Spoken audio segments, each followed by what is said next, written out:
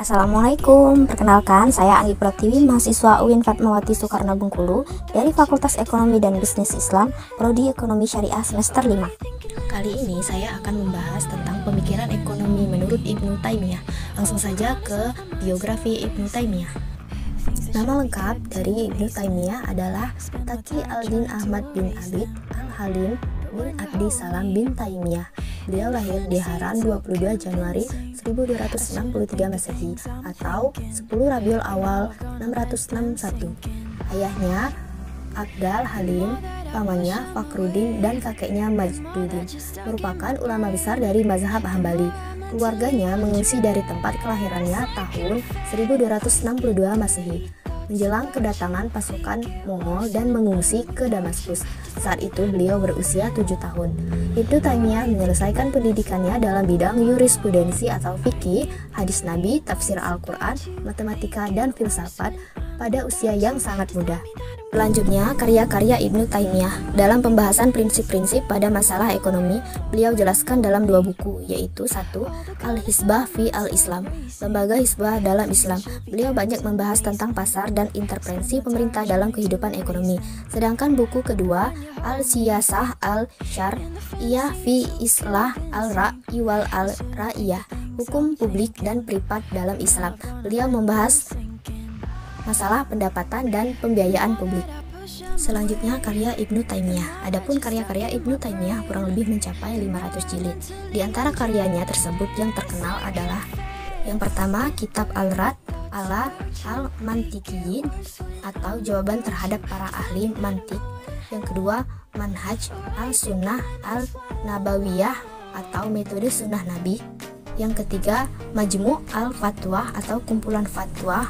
Yang keempat, Bayan Muwafakat Sahih Al-Ma'qul Sari Al-Ma'qul atau uraian tentang kesesuaian pemikiran yang benar dan dalil nakli yang jelas. Yang kelima, Al-Rad ala Hululiyah wa Al-Ittihadiyah atau jawaban terhadap paham ulul dan ijtihad.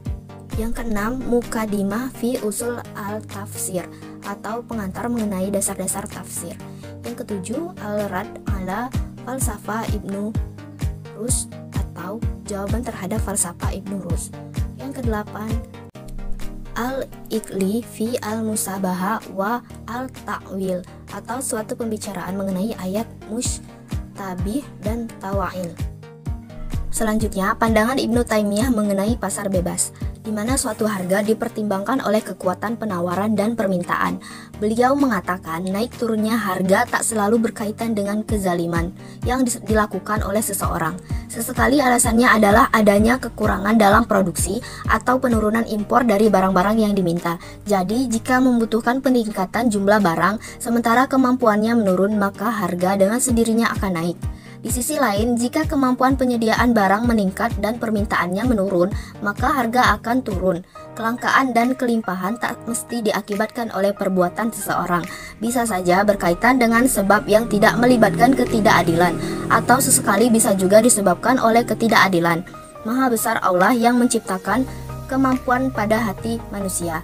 At-Taimiyah 1993 5832. Mengenai mekanisme pasar, Ibnu Taimiyah sangat menghargai mekanisme harga.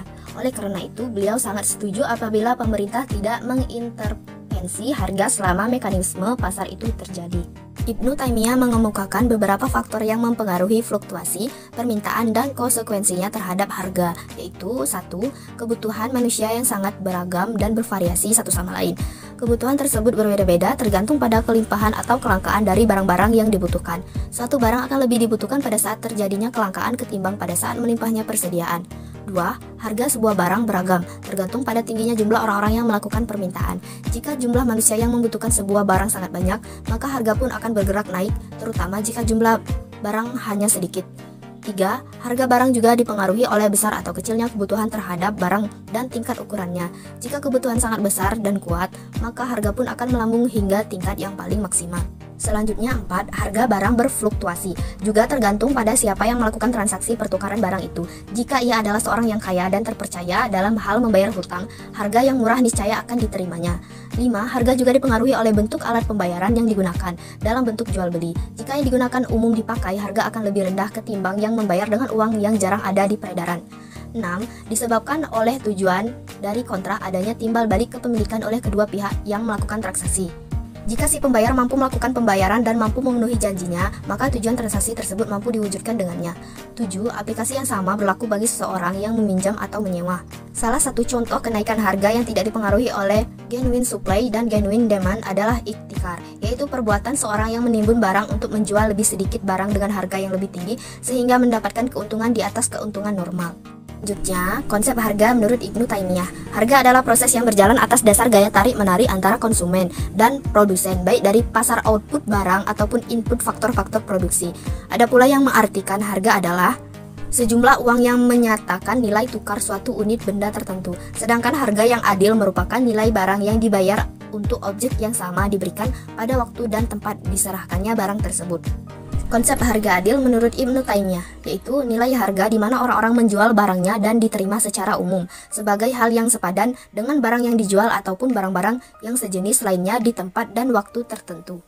Selanjutnya, regulasi harga. Ibnu Taimiyah membedakan dua tipe pengaturan regulasi harga, yaitu pertama, regulasi harga yang tidak adil, di antaranya pengaturan yang termasuk kezaliman. Dan kedua, regulasi harga yang adil dan dibolehkan.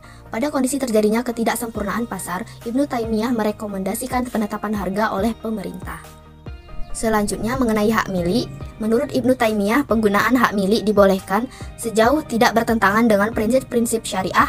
Ada 3 jenis hak milik, yaitu sebagai berikut. Yang pertama, hak milik individu. Setiap individu memiliki hak untuk menikmati hak miliknya, menggunakannya secara produktif, memindahkannya dan melindunginya dari pemubaziran.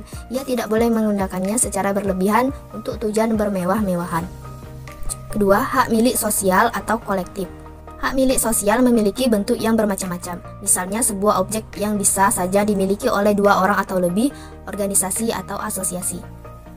Ketiga, hak milik negara. Negara membutuhkan hak milik utuh dalam memperoleh pendapatan, sumber-sumber penghasilan, dan kekuasaan untuk melaksanakan kewajibannya, seperti untuk menyelenggarakan pendidikan, regenerasi moral, memelihara keadilan, memelihara hukum, dan secara umum melindungi seluruh kepentingan material dan spiritual penduduk.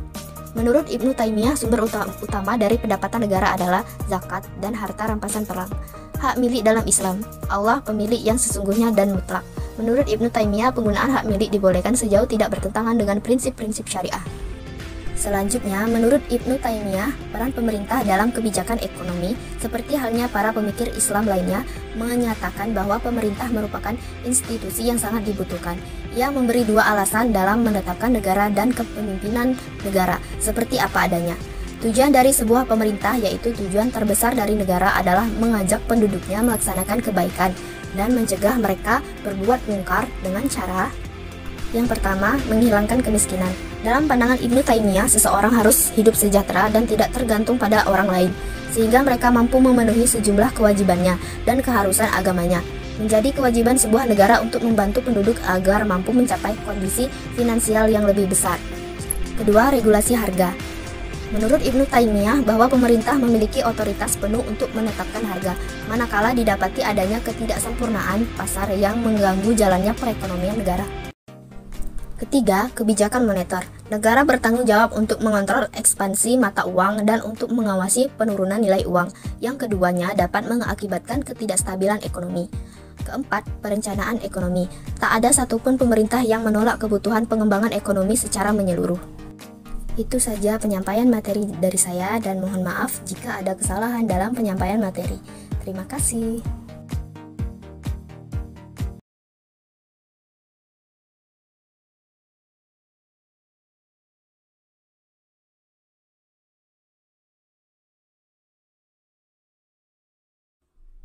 Ketiga, kebijakan moneter. Negara bertanggung jawab untuk mengontrol ekspansi mata uang dan untuk mengawasi penurunan nilai uang. Yang keduanya dapat mengakibatkan ketidakstabilan ekonomi. Keempat, perencanaan ekonomi. Tak ada satupun pemerintah yang menolak kebutuhan pengembangan ekonomi secara menyeluruh. Itu saja penyampaian materi dari saya dan mohon maaf jika ada kesalahan dalam penyampaian materi. Terima kasih.